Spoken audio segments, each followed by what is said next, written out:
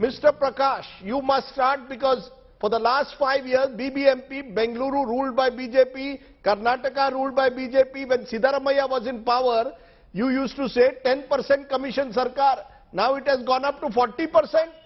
Na khaunga, na khane dunga. What happened? Everybody seems to be eating.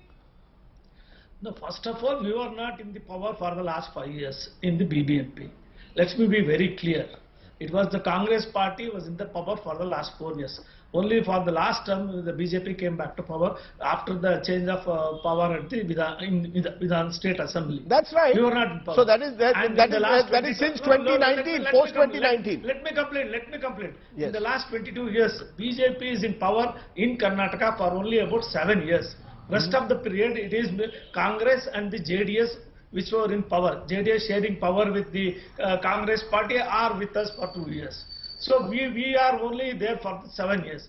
And this 40% what these contractors are speaking about it, I feel first they should be put behind the bar immediately. When they confess that the public money is being splurged and they are doing under quality work, taking huge amounts of allotments, first they should be sent to jail. How can they do this? They should have refused to take the work if the 40% commission is demanded. And can we believe these corrupt contractors, whatever they say, and they are gone. Prakash, you are blaming the contractors and saying that the Neta, at the top of the pyramid is the Neta. Come on. Sir, Prakash, don't blame the contractor and the Neta. Both should go to jail. No, let them prove, let them give the details and lodge a complaint with the Lok Ayuktha, which is more powerful now, and let them take all those who have taken them into the jail. I have no problem at all. We have about 15 Congress MLAs in Bangalore city. One person, many of them are getting re-elected repeatedly for the last 20 years. What are they doing?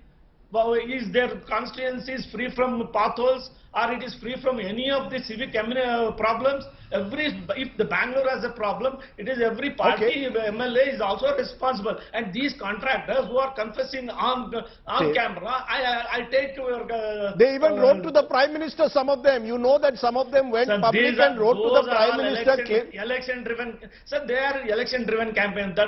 You are saying the contractors are election-driven. They have been paid by the opposition. Is that what you are saying? No, why don't they go to the police? Why don't they go to the court? Why don't they go to the Lok Ayuktha? Speaking to the media repeatedly for the last 1.5 years, repeating the same old complaint without putting a shred of evidence. I'm not saying everything is very perfect, very clean. I'm saying if there is any corruption there, why are you keeping quiet? Why are you accepting that contract? You're saying that the contractors should go to the Lok Ayuktha, they should go to the police authorities, not come on media and raise these issues without what you're claiming is no evidence. Remember, this is on hidden camera. Okay, that the reason they've now come. Okay, let Aishwarya Mahadev respond. Aishwarya Mahadev, the sense will be that Bengaluru, as Mr. Prakash said, has had municipal authorities where the Congress also has been in power, and the JDS, and indeed the BJP.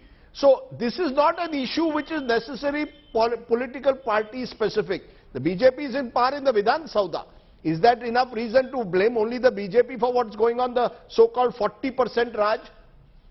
Rajdeep, listening to Mr. Prakash, the BJP absolutely has no hand in this, but everybody besides them seems to be culpable. And let me just clear out one singular thing. I think the 40% conversation has been going on for so long, and now convincingly we know who all are implicit in the process, and that I think is extremely shameful. I come from this state, I've been part of this city, and to see my city suffering like this because of this sort of entrenched system of corruption and bribery is extremely shameful. But Mr. Prakash says, let them come out with evidence, we will take care. I'll give you the example of Mr. Santosh Patil, who was a contractor who committed suicide, who had letters, who gave out, spoke to the media as well, killed himself. Mr. Ishwarappa went through one of these very perfunctory sort of any evidence? I did not interrupt. Please don't deviate the subject. Please she did not interrupt you. Let her speak. Let her speak.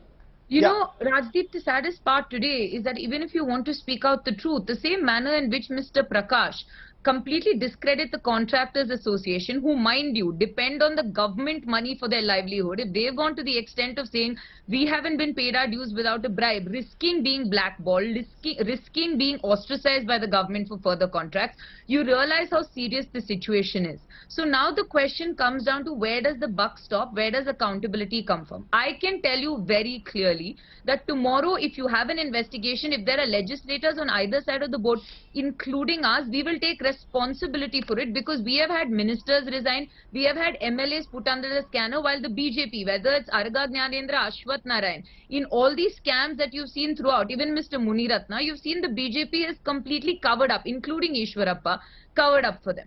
I can tell you, I live in a state where it's not just Bangalore infrastructure, where even now in demolitions, you see the sort of discrepancy of who they're prioritizing. But if the BJP is really a government that is of a difference, if they're against corruption, if they're going to do na khaunga, na khane dunga, the line in Hindi, then let them start here. Okay. Let them have heads roll, and not just of officers. Officers are not paying to God or a temple, they're paying to politicians. Name them, shame them, take them out of power, or take action.